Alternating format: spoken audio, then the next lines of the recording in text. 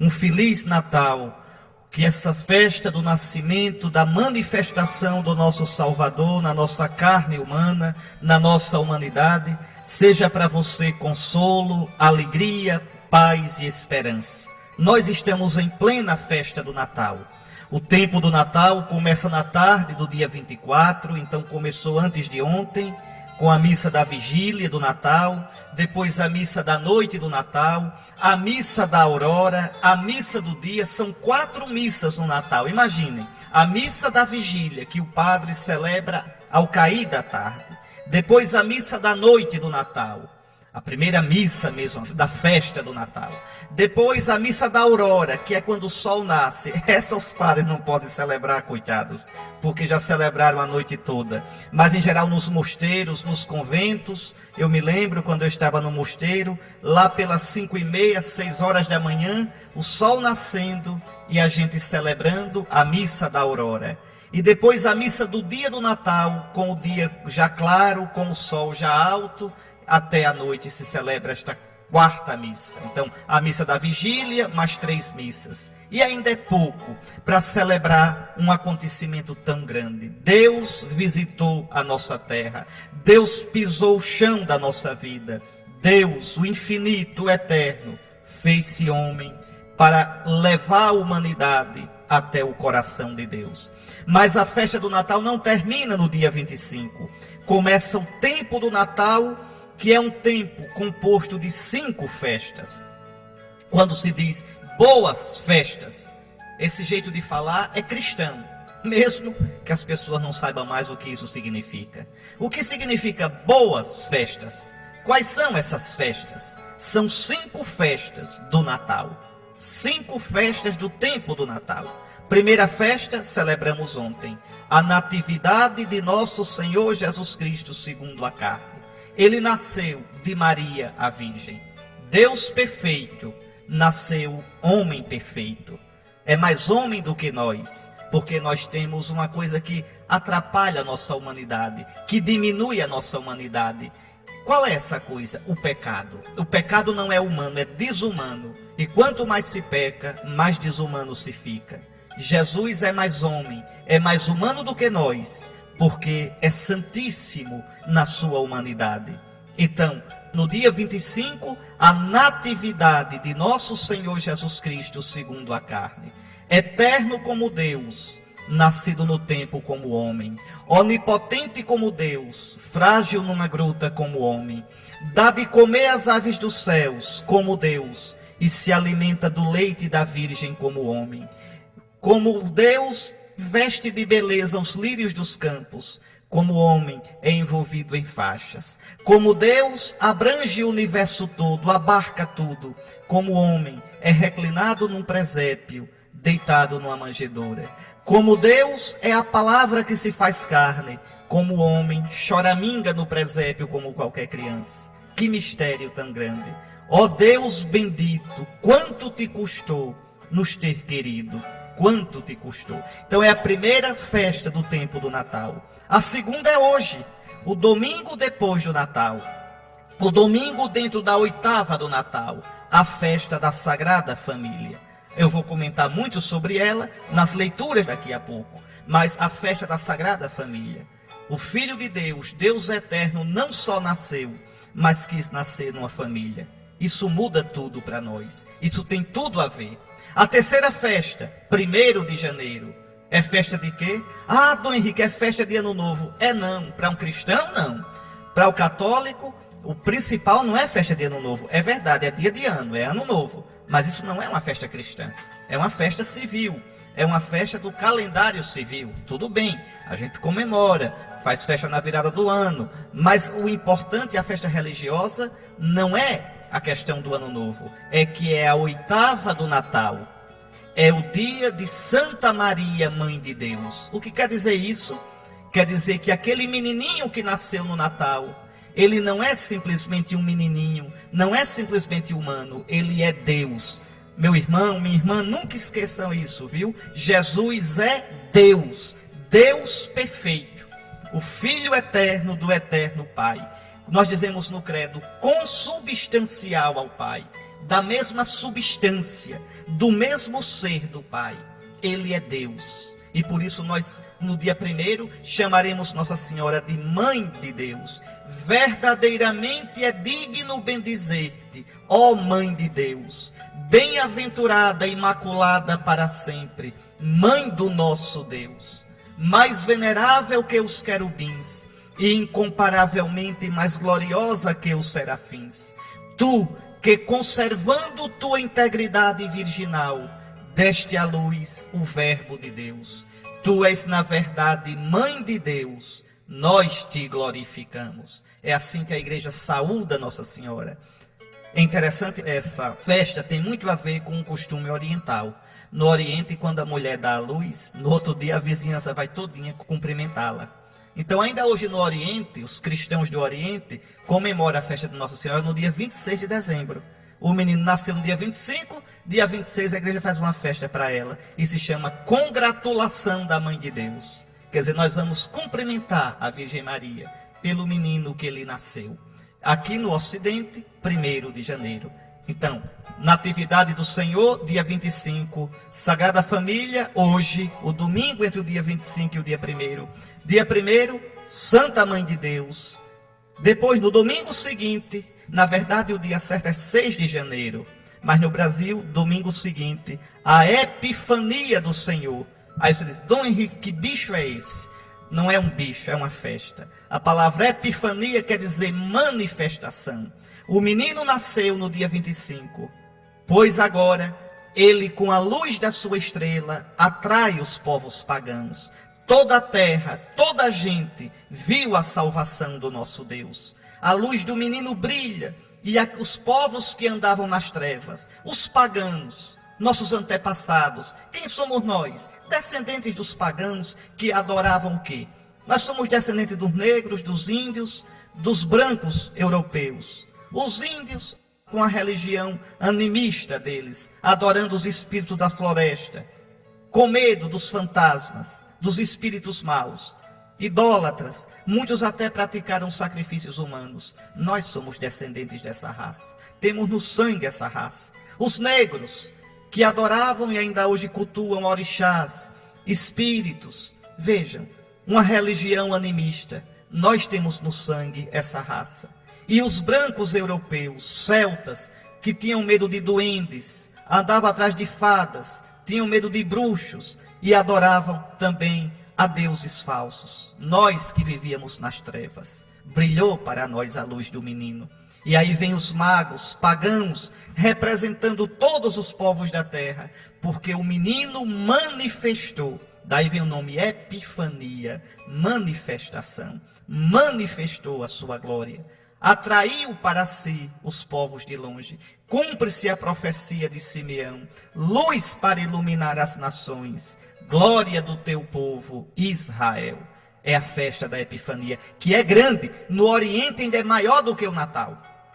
Para os católicos do Oriente, a Epifania é mais importante que o Natal. Porque o menino que nasceu, agora brilhou para todos os povos. Não é mais só para os judeus. Então, é a 4ª festa. A gente celebra no Brasil no domingo, entre o dia 2 de janeiro e o dia 8. Domingo, entre dia 2 e 8, se celebra a Epifania. E no domingo seguinte, a última festa do Natal, o batismo do Senhor. O batismo, por quê? Porque aí Jesus se manifesta a todo Israel. Este é o meu filho amado, no qual eu coloco o meu bem-querer. Ele agora vai começar a sua vida pública. Então, são estas as festas do Natal, 5 festas. Quando a gente diz boas festas, não é o Réveillon, não é o pileque que vão tomar, não é a gastança que vão fazer. São as 5 festas da manifestação do Senhor. Essas 5 festas nos fazem celebrar uma coisa só. Deus veio até nós. Deus se manifestou, humano entre os humanos, para encher de vida divina a nossa vida humana. É por isso que hoje, domingo após o Natal, festa da Sagrada Família, eu estou lhe dizendo, Feliz Natal. Nós estamos em plena 8ª do Natal. E nesta Sagrada Família, nós vamos contemplar esse mistério tão bonito. O Filho de Deus se fez homem numa família humana e assim santificou a família. Como diz o Evangelho de São Lucas, vieram apressados os pastores e encontraram Maria com José e o menino deitado no presépio. O que os pastores encontraram? Uma família humana. Que coisa linda! O menino com um pai e uma mãe. Que mistério tão bonito! A encarnação do Filho de Deus deu-se numa família. Isso quer dizer que a família é divina, a família é sagrada. Não é só a família de Nazaré não, viu, que é sagrada. É toda a família, a minha, a sua.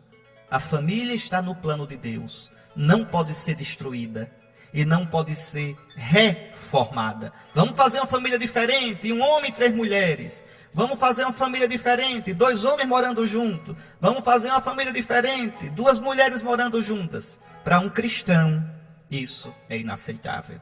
Porque para um cristão, a família é sagrada.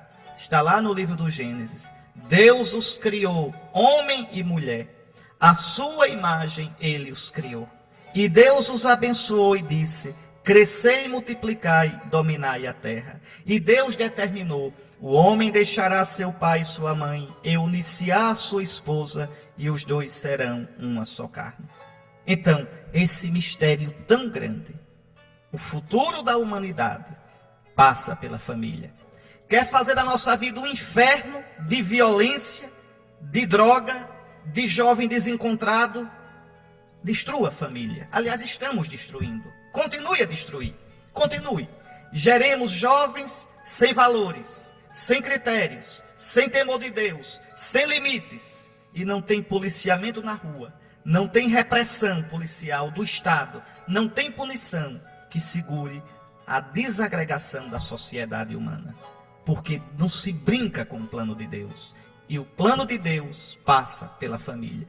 O nosso bendito Salvador Jesus Cristo, nascendo de uma família, santificou a família humana. Que conselhos bonitos esses do livro do Eclesiástico. Aliás, o livro do Eclesiástico tem coisas lindas, não é? É um dos livros que, infelizmente, nossos irmãos protestantes tiraram da Sagrada Escritura. Você sabe que a Bíblia dos protestantes ela é incompleta. Faltam 7 livros que foram tirados arbitrariamente. Sabedoria, Eclesiásticos, Tobias, Rute, 1º e 2º Macabeus, Judite, umas partes do livro de Esther. Falta, infelizmente, na Bíblia dos nossos irmãos protestantes. Mas que coisa linda esses conselhos. E primeiro o autor sagrado diz: Deus honra o pai nos filhos e confirma sobre eles a autoridade da mãe. Veja, para um cristão, pai e mãe não são simplesmente fruto do acaso. Pai e mãe nos são dados por Deus. Por mais que um pai e uma mãe errem, eles sempre merecerão o nosso respeito. Por um motivo simples: eles nos deram a vida. Deus usou aquele homem e aquela mulher para que nós viéssemos a este mundo. Então, a relação entre pais e filhos tem algo de sagrado. O filho deve ter o respeito filial. A palavra correta para isso é a piedade filial. O que é piedade? Piedade significa um comportamento de respeito, de veneração. A gente tem isso para com Deus, de modo máximo. A gente tem isso para com os pais, para com as autoridades, com nossos mestres, com os mais velhos. A piedade é uma coisa que tem desaparecido. Desaparecido. Então, como é que os filhos demonstram essa piedade para com os pais? O respeito, o pedir a bênção. O seu filho lhe pede a bênção. Você é um cristão. Para um cristão, a bênção é importantíssima. Eu sou bispo. Quando eu encontro meu pai e minha mãe, ao acordar-me, ao ir para a cama, para dormir, eu peço a bênção. E beijo a mão do meu pai e beijo a mão da minha mãe.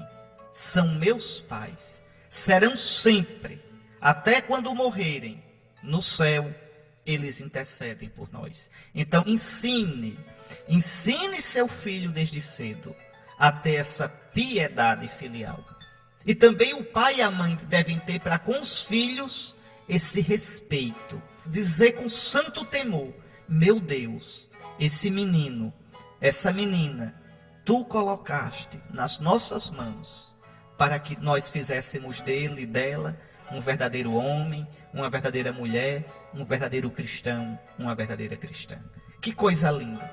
Então, Deus honra o pai nos filhos. Quer dizer, Deus presenteia os pais dando-lhes filhos. E sobre os filhos confirma a autoridade da mãe. O desrespeito a um pai, a uma mãe, é pecado grave contra Deus. É pecado grave. Então, eu xingar, eu menosprezar, eu não ajudar, eu desprezar na velhice um pai e uma mãe, eu gritar com eles e com eles faltar a paciência, quando o juízo, quando a força vai declinando. Que coisa, não é? Nossos pais nos levam nos braços quando nós somos crianças, e depois nós é que vamos levá-los, sustentá-los, ter paciência, porque vai chegando a senectude, vai chegando a vestutez, vai chegando aquela falta de memória, de agilidade no raciocínio, às vezes a caduquice mesmo. E como é bonito aí quando o filho ampara o pai. Eu não esqueço, vi certa vez um vídeo no YouTube que me impressionou muito. No jardim, um pai e um filho jovem, e o pai fez uma pergunta ao filho. Se não me engano, era um pássaro que estava no jardim, e o pai perguntou: aquilo é um passarinho? E o filho disse: é. E daqui a pouco o pai perguntou novamente: ali é um pássaro? E o filho, já mal-humorado, disse: é. Uma terceira vez o pai perguntou, o pai já velho: aquilo é um passarinho? Eu não já lhe disse que é um pássaro? O senhor está surdo? O pai, então, calado, levantou-se, foi lá dentro e trouxe um livro e entregou ao filho. Era um diário. E no diário estava lá escrita uma página. O pai mostrou uma página. Uma página quando o pai era bem jovem e aquele filho era uma criança. E o pai dizia: hoje meu filho perguntou 10 vezes a mesma coisa. E eu, paciente, respondi. Pois é, aí está. Nossos pais nos levam com paciência. Nossos pais suportam as dificuldades da vida, se privam muitas vezes de tantas coisas para que nós sejamos felizes. A coisa mais bonita dos pais é essa capacidade de serem felizes vendo a nossa felicidade. Quantas vezes os pais se esforçam tanto para os filhos conseguirem um sucesso, renunciam a tanta coisa, e quando o filho consegue, para eles é a maior alegria, como se fossem eles próprios que tivessem conseguido. Pois bem, que coisa bonita. Por isso a Escritura diz: quem honra o seu pai alcança o perdão dos pecados. Quem honra sua mãe tem o perdão de Deus. Quem respeita sua mãe é como alguém que junta tesouros. Quem honra seu pai terá alegria nos seus filhos, e no dia em que orar será atendido. Meu filho, ampara o teu pai na velhice. Não lhe causes desgosto enquanto ele vive. Mesmo que ele esteja perdendo a lucidez, procura ser compreensivo para com ele. A caridade feita a teu pai não será esquecida por Deus nunca, mas servirá para reparar os teus pecados. E no último dia, na justiça de Deus, será para a tua edificação. Meu querido irmão, minha querida irmã, vamos pensar um pouquinho hoje, olhando a família de Nazaré, na nossa própria família. Que a nossa família seja um lugar de paz, que seja um lugar de união, de diálogo, que a gente compreenda que não fomos nós. Veja, amigo a gente escolhe. Eu posso escolher meus amigos, mas pai, mãe, filho, irmão, é Deus quem dá. Eu não escolho. É a providência de Deus que nos reuniu na mesma casa. E o amor de Deus fez com que nós fôssemos batizados. Somos ali uma casa, um grupo de cristãos. Quanto deveria ter fraternidade? Quanto deveria ter oração? Quanto deveria ter amor uns pelos outros? Respeito, cooperação, diálogo, ajuda. Pense nisso, meu irmão. Pense nisso, minha irmã. Se pergunte: Eu tenho tido consciência de que minha família é sagrada. Eu tenho sabido na minha casa ser um elemento de construção de paz, de perdão, de diálogo. Eu mesmo na minha casa tenho sido ajuda, socorro, uma mão amiga, um coração aberto. Pense bem, como tem sido o meu comportamento com meus pais? Os pais, como tem sido o meu comportamento com meus filhos? Aqueles que Deus me deu para que eu cuidasse. Então, que nosso Senhor abençoe nossas famílias. Vamos escutar o Salmo 127 e 128, que mostra como a família que teme o Senhor, como a família que vive na fé, na piedade, é uma família feliz. O Salmo diz tão bonito. Pensa sobretudo no pai de família. Se tu temes o Senhor, tu terás alegria de viver do trabalho das tuas mãos. A tua esposa será para ti fecunda como uma videira, a videira que produz o bom vinho, o vinho da alegria. Os teus filhos serão como brotos de oliveira que produz o óleo que dá sabor, o óleo que gera luz na lamparina, o óleo que torna a face brilhante. Feliz o homem que teme o Senhor, terá uma família assim. É interessante porque a gente vê hoje quanto falta na vida de família a presença da fé. Antigamente se entrava numa casa, na sala tinha um quadro do coração de Jesus. Deixa eu aperrear um pouquinho a sua cabeça, o seu juízo. Existe na sua sala um quadro do coração de Jesus? Ou um crucifixo? Um sinal de que você é cristão, pelo amor de Deus? Na sua sala de jantar, antigamente se colocava a Santa Ceia. O que é que tem na sua sala de jantar? Ali onde sua família se alimenta. Para um cristão, a refeição é continuação da Eucaristia. A gente come dando graças a Deus. Quem come sem rezar, rouba de Deus, porque não reconhece que o alimento é dom de Deus. Você pode dizer, que dom de Deus? É fruto do meu dinheiro, do meu trabalho. É? Pois eu queria ver o seu dinheiro todinho sem a chuva. Eu queria ver o seu dinheiro todinho sem a saúde para você trabalhar.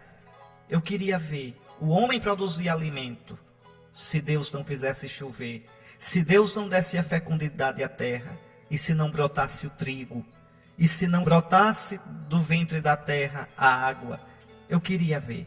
Então, quem se alimenta sem rezar, sem pedir a bênção a Deus e sem dar graças a Ele, rouba, é ladrão, é impostor, porque considera como propriedade sua aquilo que é presente de Deus. Eu uma vez, quando estava em Roma, conversando com um padre do Iraque, ele dizia que se escandalizava com a leviandade da nossa sociedade. Ele dizia, olhe padre, no Iraque, no Oriente, se a gente encontrar um pedaço de pão no chão, a gente pega o pão que está no chão, beija e coloca num lugarzinho guardado, mesmo que não vá comer mais, porque aquilo é dom de Deus, é fruto da terra, é fruto do trabalho, do suor do homem, e porque muitos não têm o que comer, e a gente desperdiça, a gente joga fora. Nós estamos nos tornando uma sociedade leviana, leviana nas nossas relações, leviana nas nossas atitudes, e assim a gente vai apagando a presença de Deus da nossa vida e dos momentos e das coisas mais importantes da vida. Vamos rezar esse Salmo 127, 128, dando graças a Deus pela nossa família. Na verdade, São Paulo aqui, nestes versículos 12 a 21 da carta aos Colossenses, no capítulo 3, está falando da família, o tempo todinho. São Paulo tem diante dele a família, e o que é uma família? Pelo menos uma família cristã, uma comunidade de batizados. Meu pai é batizado, é cristão. Minha mãe é batizada, é cristã. Eu e meus irmãos somos batizados. Então o que nós somos? Uma comunidade cristã, uma igreja. A igreja da casa. Em latim, casa se diz o quê? Domus. A igreja doméstica, a igreja do domus, a igreja da casa. Então a primeira igreja é a nossa casa. A igreja não é uma comunidade de cristãos, onde 2 ou 3 estão reunidos no nome do Senhor, ali não está a igreja? Pois bem, Então São Paulo começa dizendo, e o que eu vou comentar agora, repetindo as palavras da Sagrada Escritura, eu quero que você pense na sua família, meu irmão. Olha o que São Paulo diz: irmãos, vós sois amados por Deus, sois os seus santos eleitos. Você, seu pai, sua mãe, seus filhos, seus irmãos, vocês são os santos eleitos de Deus. Por isso, revesti-vos de sincera misericórdia, de bondade, de humildade, de mansidão e paciência. O danado é que a gente às vezes vê o irmão nos outros, vê a presença de Cristo nos outros, mas a gente tem uma dificuldade muito grande de recordar e de ver nos de casa a presença de Cristo. É como se meu pai, minha mãe, meus irmãos fosse uma coisa que não tem nada a ver com minha fé. Tem a ver com minha fé os da igreja. Não, mas os da minha casa são batizados, são cristãos. Então o relacionamento entre eu e os da minha casa deve ser de misericórdia, de bondade, de humildade, de mansidão e de paciência. E São Paulo diz uma coisa bonita: suportando-vos uns aos outros. Danou-se. E tem que suportar-se? Tem. Porque às vezes cada um tem cada pedaço ruim danado. Então eu suportar, porque os outros também me suportam. Me suporta. Ter paciência. Saber às vezes tirar por menos. Suportando-vos uns aos outros e perdoando-vos mutuamente. Eu dou o perdão e peço perdão. Então, como isso é importante? Você que é pai e que é mãe, eu lhe peço, ensine seus filhos desde cedo a rezar. Ensine seus filhos desde cedo a respeitar você e sua esposa, você e seu esposo. Ensine seus filhos desde cedo a serem fraternos uns com os outros. Não aceite que um filho seu fique de mal do outro. Não aceite isso. Não aceite que um filho diga isso é meu e ninguém pega. Não aceite. Ensine seus filhos desde cedo a perdoar, a se suportar. Ensine seus filhos desde cedo, aos domingos, no dia do Senhor, a rezar junto com vocês, a fazer uma revisão de vida. E aí, como é que foi a semana? E se algum tem motivo de queixa contra o outro, colocar e se perdoarem mutuamente. São Paulo diz, olhe, como o Senhor vos perdoou, assim perdoai vós também. Isso vale para a vida de família. Mas, sobretudo, amai-vos uns aos outros, pois o amor é o vínculo da perfeição. O amor é o laço que nos une a Deus e nos une uns aos outros. E aí São Paulo diz, e diz para a família, para a sua família, que a paz de Cristo reine em vossos corações. Então, se eu tenho a paz de Cristo, se meu irmão tem a paz de Cristo, se meu pai tem a paz de Cristo, minha mãe tem a paz de Cristo, a minha família viverá na paz. Que a palavra de Cristo habite em vós com toda a riqueza. Do fundo dos vossos corações, cantai a Deus salmos, hinos e cânticos espirituais. Ou seja, na família, tudo o que fizerdes, em palavras ou obras, seja feito em nome do Senhor Jesus Cristo. Jesus, dá-nos uma família assim. Jesus, ajuda-nos, ajuda os cristãos a compreender que a família cristã não pode ser como as outras famílias. Que na família cristã não é a internet, não é a televisão que reina. Não é a internet, não é a televisão que dizem qual é a verdade, qual é o bem da vida. Jesus, que os membros da minha família rezem juntos. Que nós, Jesus, leiamos juntos na mesma página o teu evangelho.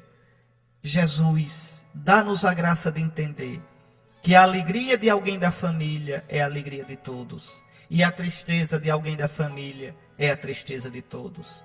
Que a luta de alguém da família é a peleja de todos. Que tudo o que façamos em nossas famílias, em palavras ou obras, seja feito em teu nome, Jesus, dando graças ao teu Pai bendito. Que nossa casa, Jesus, seja como a casa de Nazaré. Pois bem, São Paulo diz ainda, esposas, sede solícitas para com vossos maridos, como convém no Senhor.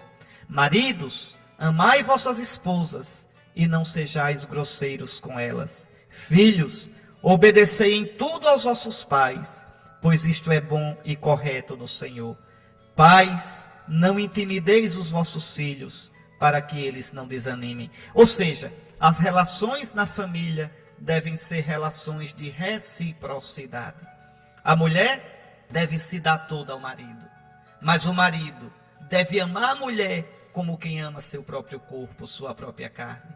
Os filhos devem ter a piedade filial, o respeito, o carinho para com os pais, mas os pais não podem ser tiranos para com os filhos, mas devem com amor, com carinho, às vezes com pulso e firmeza, tirar deles o melhor para que eles cresçam. Tirar de dentro deles o melhor da potencialidade deles, para que eles desenvolvam e não deixem enterrados os talentos. Eis aqui como deve ser a relação da vida de família. Uma relação de amor, uma relação de compreensão, uma relação de respeito, uma relação de diálogo. Aliás, uma coisa que falta muito hoje nas nossas famílias é o diálogo, é a convivência, é parar para escutar, é fazer juntos a refeição, é ao menos aos domingos rezarem juntos, é ao menos aos domingos sentarem-se ao redor da mesma mesa para conversar um pouco. Que coisa triste uma família cristã, onde todo mundo se cala à mesa e só a televisão fala. Deixa essa televisão para lá, desliga um pouquinho a música e vocês conversem entre vocês. Chame seus filhos para conversar de vez em quando. Mas para falar sobre o quê, Dom Henrique? Fale da vida, dos sonhos, das preocupações, de Deus, dos valores. Conversa, rezar junto às vezes. Meus irmãos, não brinquemos com isso. Façamos da nossa família um espaço de paz. Façamos da nossa família um espaço de amor a Deus e de amor mútuo. Eis o que é que o mundo espera. O mundo precisa do testemunho dos cristãos. Então, esses conselhos de São Paulo tão bonitos. E eu peço aos pais, não tenham medo de educar seus filhos. Educar é mostrar horizontes, é mostrar valores, é tomar pela mão. A palavra educar vem do latim, do radical duc, que quer dizer conduzir. Educar, conduzir, levar adiante, como quem toma pela mão e leva para frente. Então é isso que é educar. É a missão mais sagrada do pai e da mãe, dos dois. Que o pai nunca diga uma coisa e a mãe desdiga. Que o pai não desautorize uma ordem que a mãe deu, mas o marido e mulher, às vezes ali no quarto, sozinhos, devem discutir qual o melhor rumo para dar para os filhos. E os dois juntos, são os dois que educam. Aí os filhos terão segurança. Que os pais se façam admirar pelos seus filhos, para que os filhos vejam neles um referencial, vejam neles um porto seguro. Que pai e mãe saibam dialogar com os filhos, não só para mandar, não só para dizer o que é certo e o que é errado, mas para escutá-los, os sonhos, os medos, as lutas, as dificuldades, os fracassos também, para aplaudir as vitórias, para incentivar no bem e dizer sempre: meu filho, o que você precisar na vida, os erros seus, não tenham medo, seus pais estarão com você. Não para dizer que é certo ou que é errado, mas para apoiá-lo e estender a mão para que você supere o erro, a queda, a dificuldade e cresça. É isso que Deus sonhou para a família. É isso que Deus sonhou para a convivência humana. É isso que no fundo, todo mundo quer.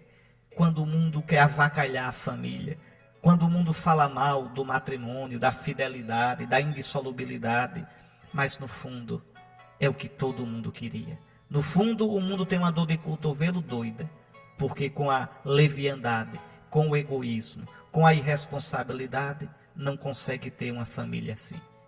Mas você é cristão. Se você alicerçar a sua casa sobre a rocha, e a rocha é Cristo, você terá uma família assim. E olhe, escute bem, depois da fé, depois de Deus, a família é a coisa mais importante. Não estou brincando, não. Primeira coisa na vida de uma pessoa é a fé. É o mais importante de tudo. Porque ainda que meu pai e minha mãe me abandonem, o Senhor me socorrerá, diz o Salmo 27. Ainda que meu pai e minha mãe me abandonem, o Senhor estará comigo. Então a fé tem Deus. Quem tem Deus tem tudo. Quem tem Cristo na vida tem tudo, ainda que a família falte. Mas depois da fé, a família é a coisa mais importante, mais sagrada. E não é a saúde não, é não.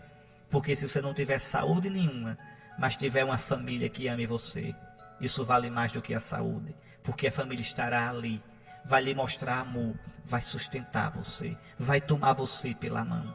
O amor deles para com você será o melhor curativo. Mas se você tiver saúde e não tiver família, ou que coração vazio, ou que sensação de solidão e de ser inútil, de não ser amado. Então o maior valor é a fé, o segundo é a família. E aí os outros vocês coloquem o que vocês quiserem, não é? A saúde e outras coisas. Mas esses dois valores, Deus, a fé e a família. Agora isso aqui, uma família, viu? É preciso lutar para construí-la. O problema de hoje é que o homem quer colher o que não planta. Uma família começa a ser construída, meu irmão, minha irmã, se você aí é jovem, às vezes eu encontro tantos jovens que dizem, Dom Henrique, eu não perco a hora católica. Pois se você é jovem e pensa em casar, viu?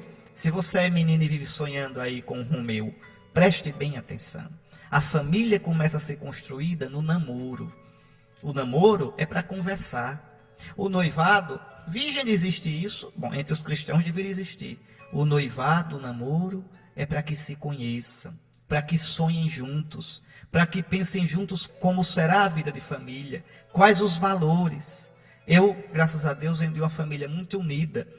E nossos pais, às vezes, têm lá uma caixa cheia de carta. E eles mostram, são as cartas que eles escreviam um para o outro. Naquele tempo não tinha e-mail, né? Cartas.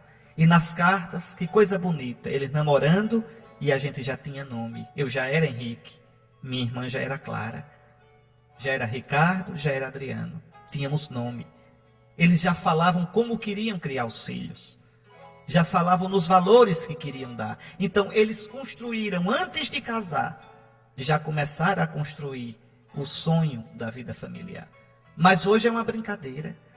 Quantos se casam sem preparação nenhuma?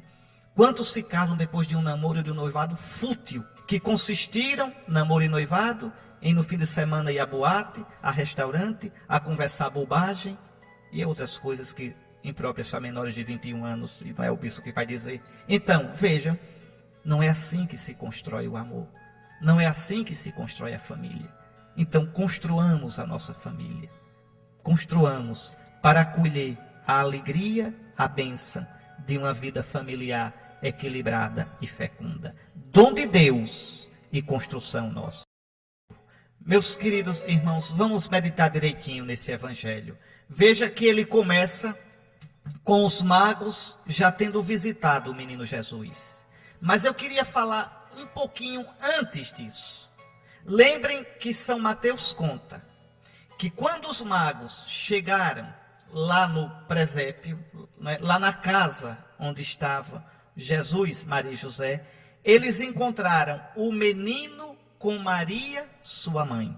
Está lá, sim, no Evangelho de Mateus. E eu quero meditar um pouquinho com vocês sobre essa afirmação, sobre esse versículo. Lembre, vamos ver se é bom de memória. Os magos chegaram em Jerusalém perguntando o que a Herodes?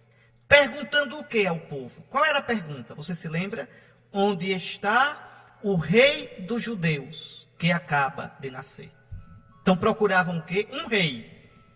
Na cabeça dos magos, os magos não sabiam dessa história de Messias. Os magos sabiam que se uma estrela apareceu no céu, é sinal de que uma estrela apareceu na terra. Um rei, alguém grande. Pegue a Bíblia e olhe lá, Mateus capítulo 2, versículos 1 e 2. Tendo, pois, Jesus nascido em Belém de Judá no tempo de rei Herodes, eis que os magos, eram astrônomos, estudavam os astros, vieram do Oriente a Jerusalém.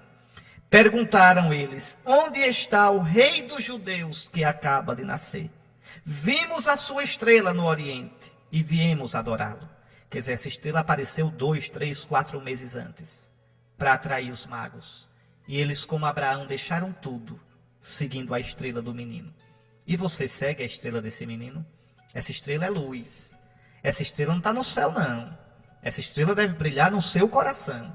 Não é todo mundo que vê essa estrela, não. Herodes não viu a estrela. Jerusalém não viu a estrela. Será que você vê essa estrela? Iluminar é fácil. Eu quero ver iluminar o coração com a luz de Cristo. Aí é cada um que se deixa iluminar pela estrela do menino. Mas escutem, então os magos procuram quem? Um rei, o rei dos judeus. E vai encontrar? Vai sim. Está lá no versículo 11. Entrando na casa, acharam o menino com Maria, sua mãe. Prostrando-se diante dele, o adoraram. O que significa isso? Vejam, os magos encontram o rei dos judeus com Maria, sua mãe. Pois eu vou dizer, os magos encontram o rei com a rainha. É que no Oriente, a esposa do rei não valia nada. O que valia era a mãe do rei. A esposa, o rei tinha um monte, Salomão tinha 1000. Um pouquinho exagerado, né? Tinha 1000. Você sabe disso. Tinha 300 esposas e 700 concubinas. Isso é no Antigo Testamento, não é? No Novo não vale não. Então vejam, a esposa do rei não vale nada. O que vale é a mãe do rei. A mãe do rei é que recebe toda a honra e é chamada de rainha. A mãe do rei tem até um nome nas cortes do Oriente, Gebirá. Quem é a Gebirá? A rainha mãe. Aquela que tem toda a autoridade. Se vocês olharem, lá no Antigo Testamento, Betsabeia, esposa de Davi, quando ela ia ver Davi, se prostrava diante dele e o chamava de meu senhor. Meu senhor. Veja, está lá no primeiro livro dos reis. Você pode procurar. Chamava de meu senhor. Mas depois que Salomão sobe ao poder, Betsabeia agora é a rainha mãe. Quando ela entra para ver o filho que é rei, o filho se levanta, se prostra diante dela e a coloca ao lado dele no trono. Então Maria, no reino de Deus, é a Gebirá. Maria é a mãe do rei. Maria é rainha mãe. A rainha à vossa direita, vestida, ornada de ouro de Ofir. Os magos procuram o rei, pois encontram. Imagine a sala do trono, o reizinho com a Gebirá. Encontraram o menino com Maria, sua mãe. E prostraram-se diante dele e o adoraram. É a adoração, a vassalagem, o louvor, a homenagem que se presta a um rei. E ao lado do rei, a rainha. No reino de Deus existe uma rainha. Na igreja existe uma rainha, a Gebirá, a Virgem Maria, a mãe do menino. Agora entremos no evangelho de hoje. Reparem, a família de Nazaré, coitada da família de Nazaré, a Sagrada Família começa com uma crise. A sua família tem crise? Pois a Sagrada Família também teve. Ou você não acha que é crise começar uma família com uma gravidez inesperada e o filho não é do noivo? Você quer um terremoto maior do que esse? O que é que você acha de um parto no qual o casal não tem nenhuma cama para esse menino nascer? Você acha que é crise pequena o carpinteiro não ter um berço para o seu filho? Você acha que é crise pequena, assim que o menino nascer, ter que fugir para o Egito? Fugir como exilado político, com medo da polícia? Levanta-te no meio da noite, Deus diz. Que noite escura. Noite fora, noite dentro. Levanta-te, pega o menino e sua mãe e foge para o Egito. Meu Deus, por que tu permites? José e Maria talvez tenham perguntado isso. Senhor Deus de Israel, este não é o teu filho. Este não é o Messias que tu mandaste. Esse não é o Salvador que nossos pais esperavam. Como tu permites isto? Por que temos que fugir? Como bandidos, como malfeitores, viver numa terra estrangeira de um povo que fala uma língua que a gente não conhece. Viver com medo da polícia bater na porta a qualquer hora. Senhor, onde tu estás? Senhor, por que tu não nos livras das vicissitudes, dos conflitos da vida? Maria e José, José e Maria, pega o menino. José, querido José, que homem bonito esse José. Deus confiou a José o seu maior tesouro, o seu filho e a Virgem Maria. E José se levanta, José levantou-se de noite. pegou o menino e sua mãe e partiu para o Egito. É interessante, Jesus vai vivendo na carne dele a história do seu povo, a história de Israel. Seu povo não foi escravo no Egito, pois Jesus também vai ser. Deus não vai trazer Israel do Egito chamei meu filho, diz lá Deus no capítulo 11 de Oséias, quando Israel era ainda um menino eu o amei, e do Egito chamei meu filho, pois Jesus também voltará do Egito para a Terra Santa. E aqui uma coisa interessante, quando eles voltam do Egito, quem está na Judeia? Arquelau, que era pior do que o pai, Herodes. Então, eles preferem não morar na Judeia, e aí vão para a Galileia, e vão morar em Nazaré. E São Mateus, como bom judeu, ele usa o jeito judeu de interpretar as Escrituras. Ele diz, ele foi morar em Nazaré, para se cumprir o que os profetas disseram. Ele será chamado Nazareno. Na verdade, essa tradução está ruim. É Nazoreu. Mateus diz, ele será chamado Nazoreu. Agora, duvido você descobrir na Bíblia onde é que tem essa profecia. Olha, Mateus diz, olha, isso aconteceu para se cumprir o que foi dito pelos profetas. Não um só, por vários. Ele será chamado Nazoreu. Qual é o profeta que disse isso? Que profeta disse que Jesus, que o Messias seria Nazoreu, seria Nazareno? Você não vai encontrar isso na Bíblia. Então Mateus não sabe Bíblia? Sabe demais. Aqui tem que entender a cabeça dos judeus. Pegue a palavra Nazoreu. Quais são as consoantes de Nazoreu? N, Z, R. Não é isso? São as mesmas consoantes de duas outras palavras. Nazi e Nezé. Nazi quer dizer consagrado, nazireu. Sansão era nazireu, Samuel era nazireu, João Batista era nazireu, eram consagrados ao Senhor. E a outra palavra, Nezé, que quer dizer rebento, o rebento de Jessé. Veja, os profetas tinham dito que o Messias seria ungido, consagrado, seria nazireu, e que o Messias era rebento do tronco de Jessé, era Nezé. Então alguém que é Nazi, N-Z-R, que é Nezé, só pode ser Nazoreu, só pode morar em Nazaré. Então é um jogo que Mateus faz. Ele foi morar em Nazaré, ele foi ser Nazoreu, porque ele é o consagrado, porque ele é o rebento que os profetas anunciaram. Tá certo? Isso para a gente, para a nossa lógica, não funciona. Para a lógica dos judeus, para a lógica dos rabinos, dos estudiosos da Escritura daquele tempo, isso funcionava perfeitamente. Então Jesus ir morar em Nazaré, já está dizendo pelo próprio nome, Nazareno, Nazoreu, que ele é o consagrado, o ungido, o rebento de Davi, que Deus prometera pelos profetas. Mas o fato é esse, Jesus passa 30 anos da sua vida em Nazaré da Galileia. E aqui eu queria pensar rapidamente com você. Pense bem, meus irmãos. Jesus pregou cerca de 3 anos, mas passou 30 anos em silêncio. Nazaré, perdida nos montes da Galileia. Nazaré. Os romanos eram detalhistas nos mapas. Cada cidadezinha estava nos mapas dos romanos, pois Nazaré não estava. Era uma cidade que não estava no mapa. Interessante que até alguns estudiosos dizem, está vendo, Nazaré não quis existir, isso é invenção dos cristãos. Até que nos anos 60 descobriram uma placa romana que falava em Nazaré. E aí viram que existia mesmo. Então, Nazaré. Quantas pessoas habitavam em Nazaré na época de Jesus? Cerca de 150 pessoas. Cidade pequena, miúda, de gente de língua grande, certamente. Que ali na fonte lavava a vida de todo mundo.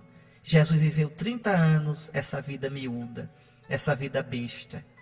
Pequenininho foi crescendo ali, na sinagoga, em casa, ajudando certamente a mãe a moer o trigo, indo buscar água, aprendendo a profissão do pai, que não é só carpinteiro. A palavra grega que o Evangelho diz não quer dizer só carpinteiro. É um pouquinho faz tudo. Precisa consertar um telhado, chama José. Precisa agitar uma cerca, chame José. Tem um móvel que precisa ali, chame José. É um pouquinho faz tudo. E Jesus foi crescendo ali, Eu me lembro de um poema do Carlos Drummond de Andrade, eu não sei de qual todo. O poema, se não me engano, se chama Cidadezinha Qualquer. Imagina uma cidadezinha pequena, né? E ele diz: casas entre laranjeiras, ruas entre bananeiras, devagar um burro passa, devagar um cachorro passa, devagar as janelas olha. Não é assim no interior? Aí ele diz: eita vida besta, meu Deus. Pois Jesus viveu 30 anos essa vida besta.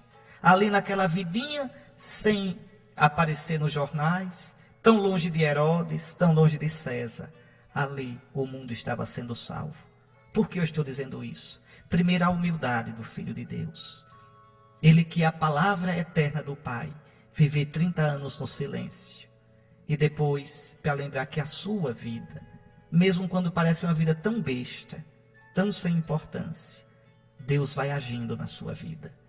Se você for fiel como José, como Maria, se você for fiel como Jesus foi ao Pai, a salvação de Deus vai acontecendo na sua vida e através de você na vida do mundo. O reino de Deus está onde a gente é fiel a Deus.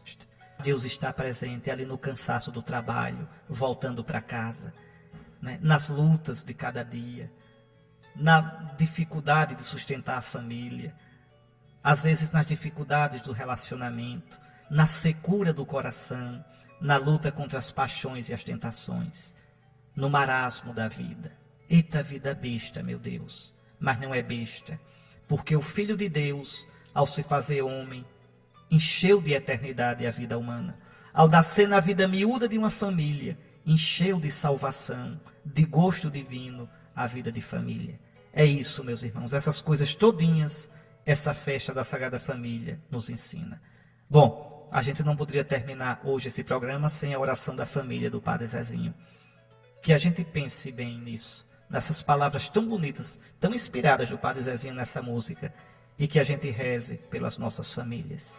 Senhor Jesus, Tu quiseste nascer numa família, e assim santificaste a família. Tu vieste, Senhor Jesus, nosso amado Salvador, para renovar, restaurar toda a obra do Pai. E desde o início, o Pai nos criou homem e mulher. Desde o início, o Pai colocou no coração do homem a saudade da mulher, e no coração da mulher a saudade do homem. Desde o início, Senhor Jesus, o Pai do céu determinou que o homem deixe sua vida, que a mulher deixe sua vida, seu pai, sua mãe, e os dois se tornem um só sonho, uma só carne, uma só alma, um só caminho. E que eles, no amor, abram a vida para que outros venham participar da festa da existência. É a família, Senhor. A família que foi ferida pelo pecado. E aí veio a infidelidade, veio o divórcio, veio o adultério, veio a opressão do homem pela mulher, veio muitas vezes a tirania dos pais sobre os filhos, a insubordinação e falta de gratidão dos filhos em relação aos pais. Mas Tu, Jesus, Tu vieste renovar todas as coisas. Tu vieste fazer com que o plano do Pai voltasse à pureza e à beleza do princípio. No princípio não era assim. No princípio, Deus os criou homem e mulher e ordenou que crescessem e multiplicassem. Senhor Jesus, santifica nossas famílias. Senhor Jesus, que as famílias cristãs que nasceram no sacramento do matrimônio diante do Teu altar possam sempre contar com a Tua graça, para que sejam sagradas como a família de Nazaré. Que os pais sejam como José, homem justo, fiel, generoso, pacato, forte, firme, decidido. Que as mulheres, as mães, sejam como Maria, abertas para Deus, amorosas, sempre ao lado dos filhos, discretas, fortes, como Maria ao pé da cruz, e que os filhos sejam como Tu foste, eras submisso a Teus pais. Que mistério, Jesus! Tu, Senhor, Tu, o Rei, submisso a José e a Maria. Abençoa, Jesus, as nossas famílias. Abençoa, Senhor, todas as famílias cristãs. Fica conosco, Senhor Jesus, e não deixes que um pensamento vulgar, pagão, que circula hoje, invada nossas famílias e destrua essa coisa tão bela que tu sonhaste e que tu pensaste. Um pai e uma mãe e os filhos vivendo juntos, se santificando mutuamente e se construindo. A ti a glória, Jesus, pelos séculos dos séculos. Amém. O Senhor esteja convosco. Bendito seja o nome do Senhor, agora e para sempre. O nosso auxílio está no nome do Senhor, que fez o céu e a terra. Pela intercessão da toda santa Virgem Maria, do bem-aventurado São José, abençoe-vos o Deus Todo-Poderoso, Pai, Filho e Espírito Santo. Feliz tempo de Natal. Deus abençoe os católicos. Deus faça perseverar na esperança os cristãos. Deus abençoe o nosso Brasil e a humanidade toda.